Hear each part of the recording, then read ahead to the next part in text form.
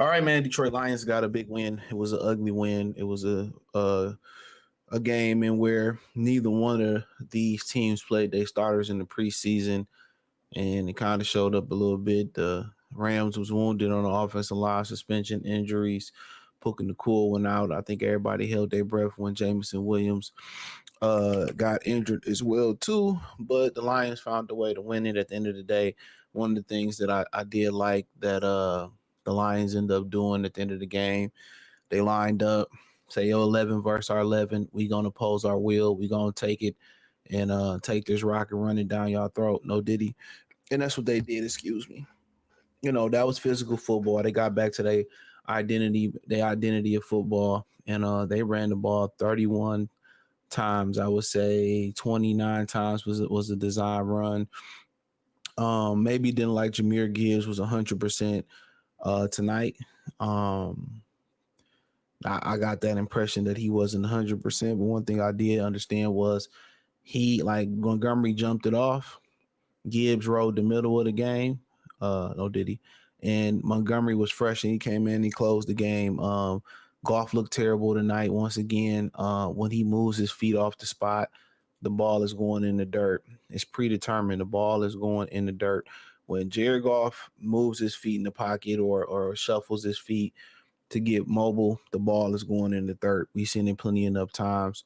The ball came out ugly again tonight. It was a bunch of ducks that he threw. Even on the JMO touchdown, he threw it behind him. So, I mean, at the end of the day, those just deficiencies that you got to deal with Jared Goff. But he was rusty tonight. Gibbs didn't look 100%. Amon-Ra St. Brown, I don't know if he was point shaving or trying to mess up people parlays, whatever, but he didn't play well tonight either. I think they try to play him a little bit more on the outside. He struggled tonight. And some of the things they ran on the inside, it looked like they was playing the Chicago Bears defense from last year, in which the Bears laid the blueprint on how to stop all that inner running stuff. And that's what they're gonna end up seeing a lot, where teams are gonna stop those intermediate to short routes over the middle. They're gonna force a guy like J-Mo to beat them. They're gonna force a Khalif Raymond to beat him, which he was existing tonight as far as the passing game. So they're really going to need another receiver out there to open it up for Ross St. Brown and Laporta. And Jameson is doing this thing, obviously, but now they need that other receiver. And then obviously they might need the backs out the running game. So it was a lot. It was a lot that went on tonight. Stafford was on point. Cooper Kupp is 100% healthy. The tackling was bad. I think Mike pointed that out. We were DMing each other. The tackling was bad. But the one thing about the tackling that I will say is it's going to be bad early in the season. You don't want to hit these guys too high, get a penalty. We're seeing a penalty on Sam Laporta. Excuse me. You don't want to, want to make sure where your crown and your helmet is. So the tackling is always bad early in the season. That's nothing new.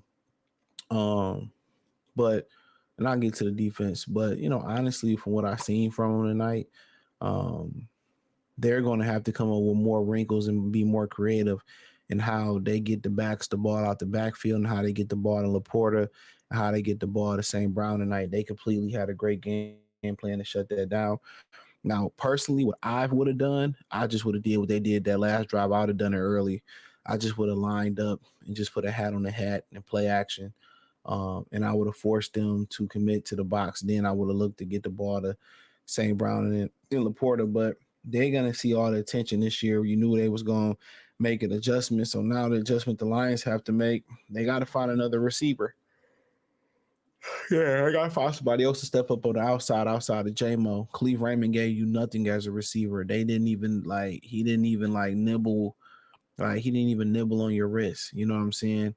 So, you know, but other than that, you expect kind of golfing them to come out a little bit rusty. That didn't shock me. That didn't shock me that Goff came out rusty tonight at all. They didn't play all preseason. I mean, if you remember last year, when they played Kansas City, Kansas City got a great defense, but they came out a bit rusty last year. But tonight, J-Mo was the star. I mean, how can I say it? The hype translated to the field, but what didn't translate was what Laporta and St. Brown did last year. And like I said, in that Chicago game set the blueprint. So I'm interested to see what they can do to counteract that. And one of the things they can do is easily just run the ball and play power football. Sometimes Ben Johnson like to get too cute with his approach. Sometimes it's just, a mano. You line up, we line up, we go head up, let's get it. Sometimes it's as simple as that. So I mean, I think that's just one of the things that they actually can do is just like, all right, we're gonna line up. Love how they use the fullback. Love how they use Laporta sometimes as the fullback or the up back. And I love how they kept David Montgomery fresh and then he ended the game off. So, Goff had a couple ones that could have been picked too. He had a couple passes that easily could have been picked and went the other way. So right now it was Russ today. But also they got some answers to be they got some questions to be answered on how they gonna deal with it, how they gonna adjust to how are they gonna adjust to the NFL playing Amon-Ra St. Brown, paying Stan Laporta. It's gonna be on that other receiver, not named Jamison Williams, to create. And at some point you just ask yourself, like, damn, maybe they should have put Isaiah Williams in there. That's what you probably ask yourself. Maybe he could have made a football play. Because right now, I mean, he literally, what I mean, Khalif Raymond literally provided nothing out there from the receiving position. So basically, if we playing 11 on 11, 10 on 11, that becomes a problem. That becomes a real problem. We playing 10 on 11. So, so that's something that they literally is or are going to have to figure out. Seriously, they're going to have to figure that out. So, but other than that, you look at the defensive backfield. Tonight they were shaky. Carlton Davis dropped a pick that could have kind of sent us not into overtime. He missed a bunch of tackles tonight. He made some plays, but Terrion, I told y'all gonna see some blown coverage. I didn't see as many blown coverages, honestly. But what I did see is Terrion is getting adjusted to the NFL lifestyle. Can't be as handsy as physical with the receiver. So he gonna get his hand caught in the blender sometimes. You gonna get your hand caught in the blender sometimes. So he gonna get baptized by fire. Amick had a solid game. He was here and there. They did a lot of motion, and then motion is how they get their receivers open. And when you playing zone, and when you playing zone, you got to know when to pass it on. When you play, a lot of these pick plays, you playing man coverage, so that's something that they just had to watch out for. Um, they did a lot of motion. I feel like they should have did a lot more screen passes off that stuff, and they tried it, but excuse me, the Lions, defensive line was aggressive tonight. They was hitting Stafford, just missing Stafford. Davenport, he brought some pressure. They had some push up the middle. But then, Stafford and them started to counteract the pressure. They start, moving with a tempo. So they started kind of, going no huddle or going fast play calls. And that kind of slowed down the Lions pass rush. You had the little trip on Aiden Hutchinson they didn't call. Probably with some holes in there they ain't call on both sides. But, for the most part, the Lions just let them back in there with the pick, you know what I'm saying? And, the play call, they looked out of rhythm, but you would take that trade off rather than playing in preseason and getting injured. Then you get to the regular season and you deal with the rest. But defensive backfield, the tackling was pretty bad. But overall, Brian Branch, he just missed a pick off Stafford. Carlton Davis missed a pick. Obviously, Kirby Joseph had a pick. Davis made some plays. Terrion made some plays. They missed some plays too. So it's just gonna take some time. It was a difficult matchup because the scheme is what allows them to get open. So they scheme their receivers open. A lot of times it's not like it's just Cooper Kupp and Puka McCool who got injured beating you one on one. No, they scheming them open. They putting them on the inside. They putting them in motion. They bunching them up to get a free release. Once you watch what the Rams do, And you said, well, how do you counteract that? Well, you got to reroute them off that line of scrimmage. You got to communicate and you got to tackle. That's one thing about it. You got to tackle. They're gonna throw them flag routes. They're gonna throw those little move them in motion and then sprint them to the boundary. They're gonna do that all the time.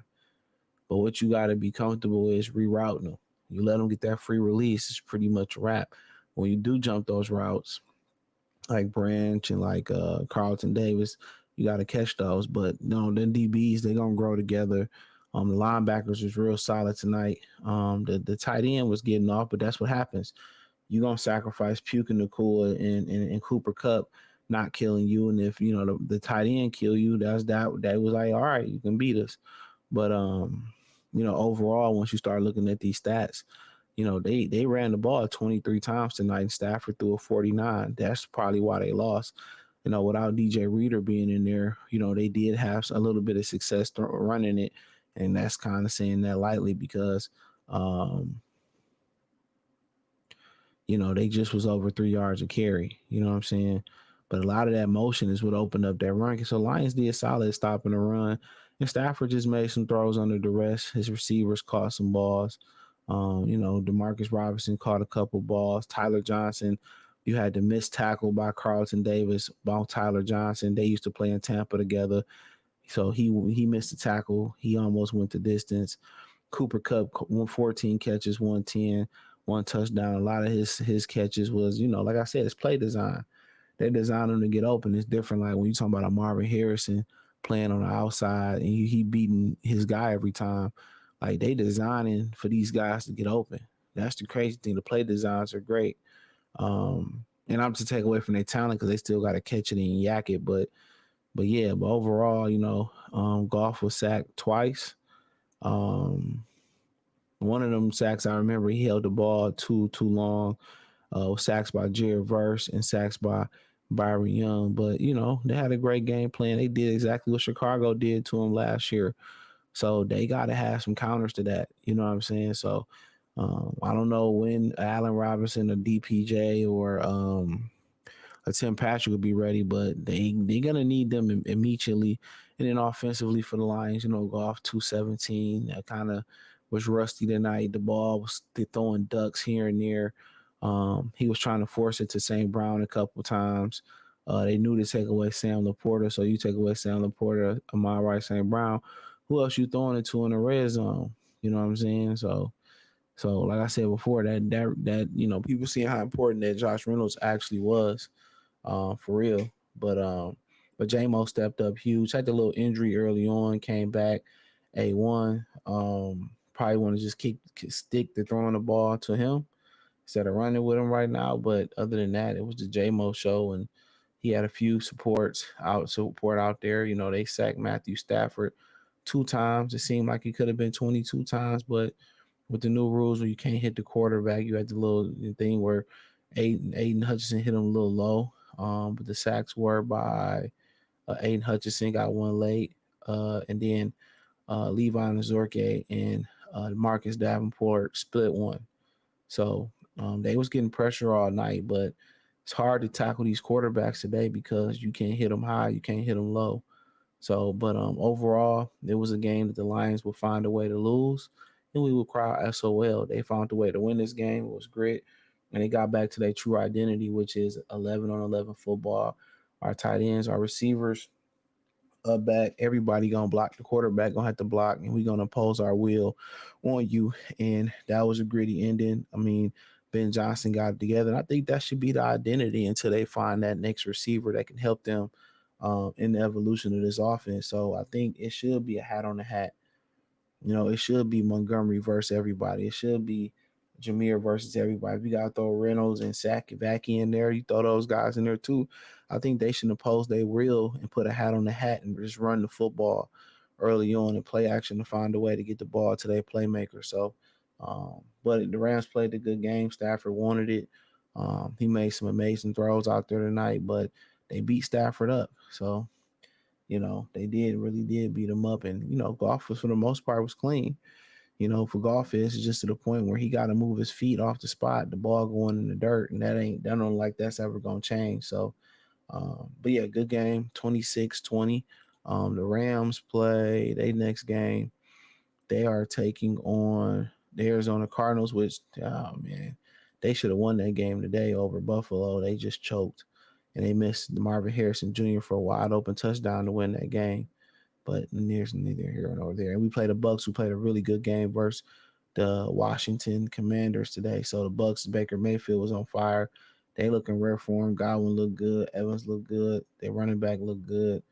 So yeah, Washington got a long way to go, but it should be an interesting game. So two, it's like going through the playoffs again. To be honest, we going through the playoffs again. First round was the Rams last year. Second round is the Bucks this year. We got them both at the crib again. So yeah, it won't be an easy one tomorrow. Baker got that aura right now. He got that Bruce Leroy glow.